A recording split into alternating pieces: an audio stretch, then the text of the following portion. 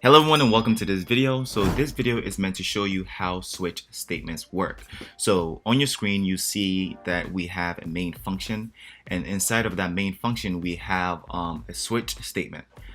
So basically the way that a switch statement works is it takes an integer or an enumerated value and then makes a decision. So before we get into the nuances of the switch statement on the screen, the difference between a switch statement and an if-else statement is that an if-else statement can make a decision based on a wide range of values. So for example, if you have an if statement that says, if x is greater than 5, x can be 23, 24, 6, all the way to 1,000. And that if statement is still going to make a decision based on that value that it gets, right? Based on the value of x. But a switch statement can only make a decision based on one single value. So the way that it works is you have the keyword switch, as you can see on line 11. And inside of switch, like the parameter that switch takes is a value. And that value has to be represented in the case statements inside of switch. So the way that it works is, and let me just run the code so we can get a better understanding.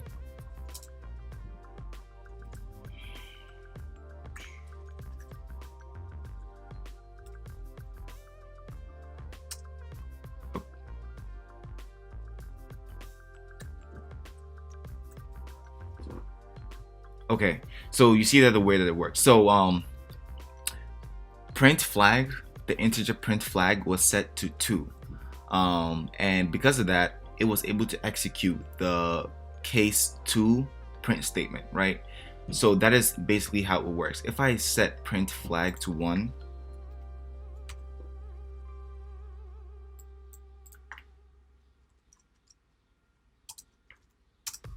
it will execute case 1's print statement, case 2's print statement, and the default print statement as well. So that is another nuance of a switch statement, is that once a case is hit or once a value is represented by a case statement and that is found inside of the case statements inside of the switch I want to say function, everything is executed. So as for example, if the value put into the switch parameter is 1, the print statement for 1 is executed, print statement for 2 is executed. So basically everything underneath 1 is executed. And it doesn't have to be just a print statement. It could be any function that you can call or any logic that you can put underneath this case bracket. It will execute it as well. So you can have a scanf function as well, or just an if else statement even.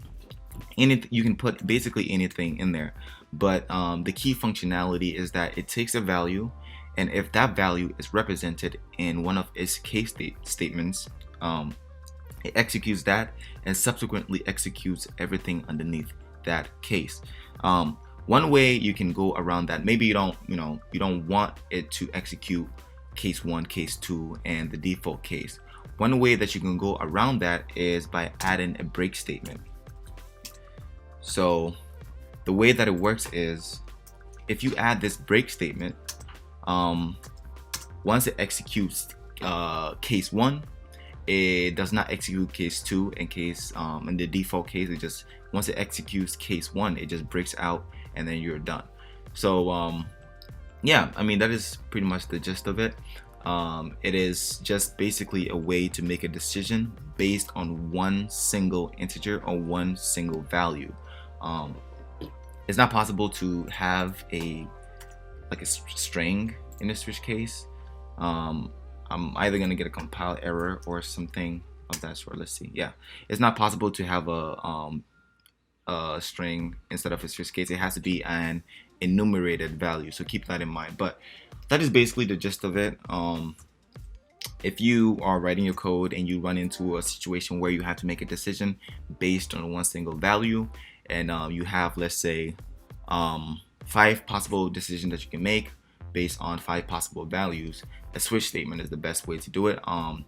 Makes everything nice and easy, rather than just saying that, if x equals to 1, do this. If x equals to 2, do this. If f is equal to 3, do this, and so on. You can just have a switch statement that just have the variable x as the value, and then 1, 2, 3, and all the other actions that you want to make with 1, 2, 3 inside of your switch statements bracket.